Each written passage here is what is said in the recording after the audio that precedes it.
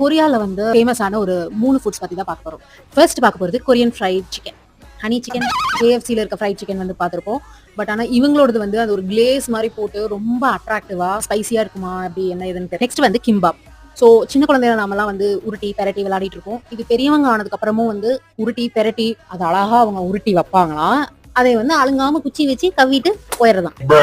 But அவங்க செய்முறை என்னவா இருந்தாலும் பட் அதோட டேஸ்ட் எப்படி இருக்குன்னு சொல்லி எனக்கு தெரிஞ்சுக்கணும்னு ரொம்ப ஆசை. ஸோ இந்த கிம்பாப்பை வந்து யார் சாப்பிட்ருக்கீங்களோ, புளிக்குதா கசக்குதான்னு கீழே சொல்லுங்களேன். லாஸ்டா பார்க்க போறது கிம்ச்சி. கிம்ச்சி அப்படிங்கிறது பதப்படுத்தப்பட்ட ஒரு ஃபுட் வெரைட்டி. நம்ம ஊர்ல எப்படி ஊறுகாலாம் இருக்கு இல்லையா, ஸோ அதே மாதிரி தான். இதை நான் ஏன் பர்டிகுலரா சாப்பிடணும்னு ஆசைப்படுறேன்னா, காரமா இருக்குமா இல்லையான்னு ஒரு டவுட். ஓகே, ஸோ நம்ம ஊர் ஊறுகாலாம் வந்து ரொம்ப காரமா இருக்கும்.